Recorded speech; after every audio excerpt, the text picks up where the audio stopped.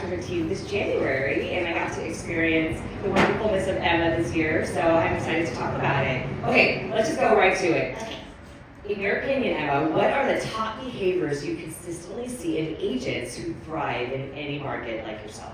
Thank you. So first of all, thank you for having me. Thank you to the PQ Caravan for inviting me. I'm so happy to be here with all of you. My goal for today, obviously spend a little time with you, but share with you what's working for the Barron team, what's working for Jocelyn, who's crushing this year, and hopefully give you a couple nuggets that will help you in 2026, both realtors, lenders, and real estate professionals. So with that, we'll jump in. Thank you for providing the questions this morning. So I spent my morning Mary. working on answers. Thank you, Mary.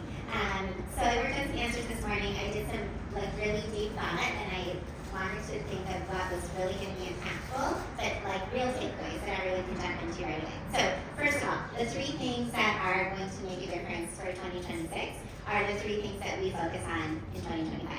So number one, knowledge. So become obsessed with knowledge, knowing as much as you can about your market, as much as you can about your job before you actually meet the client. So I thought about kind of an analogy on this, if you want to eat the fruit from your fruit tree, well, you can't plant the seeds the day you want to eat the fruit, right? So we have to plant the seeds and water them and nurture them. I know you guys all know exactly where I'm going with this, if you want to have the fruit later. And so I think about that with real estate. We have to know our market before we meet that buyer. When they come to us and say, hey, I'm ready to look this weekend at 2-bedroom, 2 bathrooms in PQ, can you show me? You need to have already seen all the 2-bedroom, 2 bathrooms in PQ to say, well, you don't want to see this one because it's on the second floor and there's stairs, and I know you don't want stairs. And you don't want to see this one because it doesn't have a garage, and I went over there and there were some structural issues. So let's go focus on these ones. They're going to want to work with you, and they're also going to refer you to all their friends.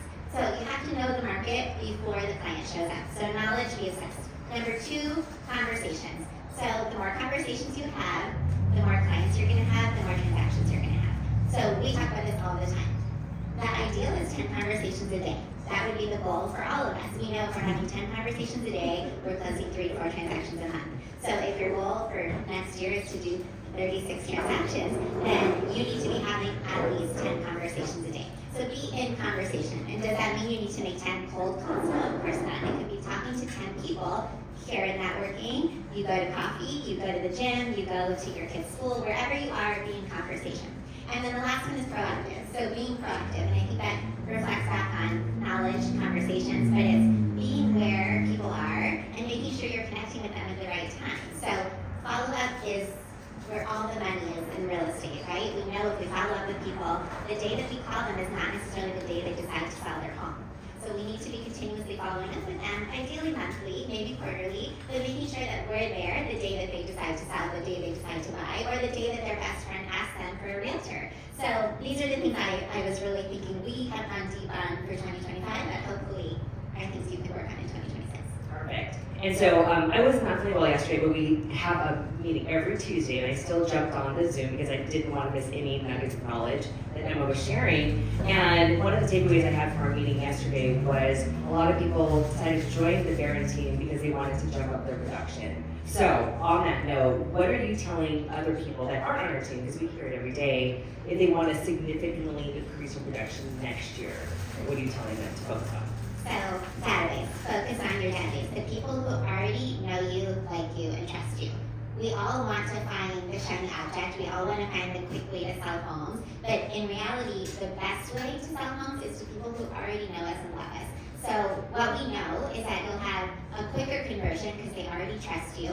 And you don't have to pay some crazy referral fee to a big green giant or to another company to pay some referral fee. You actually get to keep the commission when you work with someone who's in your database. So it makes the most sense, it makes the most money, and it's the one thing that we all ignore because we're looking for the quick, what's the expression we use, the quick close, shiny penny, or the low-hanging fruit. Back to my fruit analogy. We're looking for the low-hanging fruit. Well, the best thing you can do is go deep on your database. And so it's the one thing we talk about the most in our office, and it's the one thing that I see agents can shift their business quickly, is going back to the people who already trust them. So what we know from NAR is they put out a study last year in November.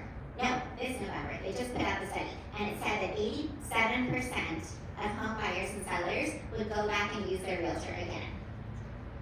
I mean, 87% of the people you work with liked you and want to work with you again and would refer you to friends and family. So why are you not calling them? Like, why are you out trying to meet new people every day when you could just call the people who already love you and they will want to work with you and refer you to friends and family? The other statistic I learned was 81% of sellers said they only interview one agent when they go to sell their home. So we always imagine we're interviewing to sell a home, but really they're probably only meeting with you. So imagine again, if you called your database and you were referred to a seller by a friend or family, you might just immediately get that listing because they might only be meeting with you. But if you don't call your people, well, they don't remember to refer you. So database.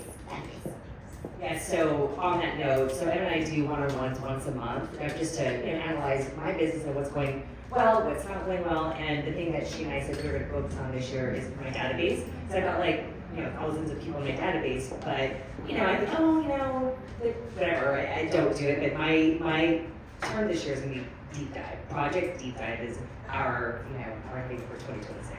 So rather than going wider and adding more pillars to your business, for Joss especially, who knows that 90% of her business comes from her database, go deeper on your database because it's not just the people in there who are transacting, it's all the people they know, right? Perfect. And then what is one change or system you implemented that created the biggest leap in your business? So for me, it was 2013 was my game-changing year where I got out from selling kind of like 10 to 20 homes and pushed myself into the 30 to 40 homes. And I looked back to see what the change was, and it was coaching. It was hiring a business coach. So that was all I needed to turn my business up to the next level. And when I really go deep on that, it's having accountability, having an accountability partner, having someone who wanted me to be as successful as I wanted for myself with absolutely no attachment to my success, right? So it was having someone to hold me accountable, to check in with me, to ask me if I was doing the things that I already said I wanted to do, and then making sure that I did it. So for anyone who's thinking about either hiring a coach or joining a team, this to me is the game-changing moment. It's being around other people who are doing what you want to do at a high level, right? Being in the room. We talk a lot about you are the subject of the 5 people you surround yourself with. So being in the room with other successful people, but also leaning on them for accountability. And having someone who's checking in with you all the time to make sure you're doing the activities, having the conversations that you said you want to have, and then checking in again to see if you did it. Because there's nothing better than being held accountable in the sales field because you need someone to remind you to do the things. So for me, it was coaching. But again, I think it's just accountability at whatever level. It's accountability at the gym. It's accountability at home. It's accountability at work. For sure. And again, you mentioned about being on a team. I mean, that's part like coaching too, because you are in essence like our coach at the office, and you always check in and see like what are you doing today. And another thing that we take for granted is that actually showing up every day. I mean, she is big on us coming into the office every day, showing up. Not dressing up, but just being open to all of the blessings because we have shown up for the day. So that's something that she has instilled in all of us too. So being ready, because you never know when someone's going to call and ask you to show up home, and if you're not ready, well, you can't show up. So you have to be at least dressed slightly professional. We still do jeans and sweaters, but the idea is that you're prepared and you're ready at any moment to go, because if we don't go, they're going to call the next realtor. So. Exactly.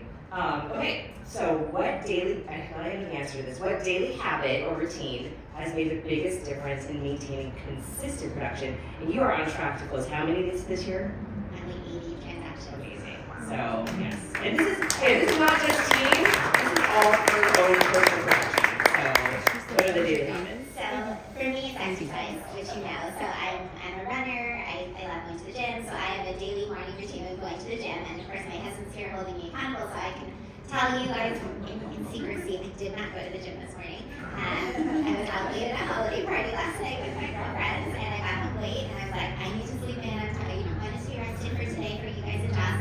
So I didn't go to the gym this morning, and it totally wrecked my whole morning. It just derailed me. I was not prepared. I was not organized. I didn't go to the office, as Jennifer knows.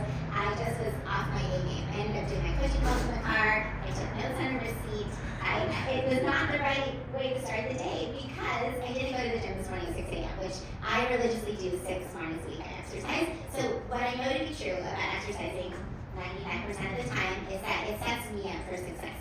Because when I exercise, I let go of all the crazy stuff in my head, right? I let out all the anxiety, I let out all the stress.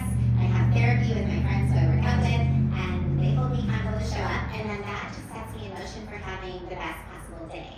I'm in the right mood, I'm in the right headspace. So for me, exercise, but I know for some people it's meditation, it's writing down what you're grateful for, whatever it is, it sets you up. And then obviously you've got to do it continuously and consistently, because then you know what your day is going to look like before it even starts. So exercise, meditation, and it's having that win in the morning. Early. And then you're, feeling on cloud nine. The day only goes up from there. Good. And Emma, is there anything else you want to share with the group that we haven't already covered? Any? Yes. Let's go. So I wrote down, I love this African proverb, I'm sure you guys have all heard it and seen it everywhere, but it's, if you want to go fast, go alone, and if you want to go far, go together. So our team and our accountability group is all about helping each other, pushing each other up, and helping each other succeed.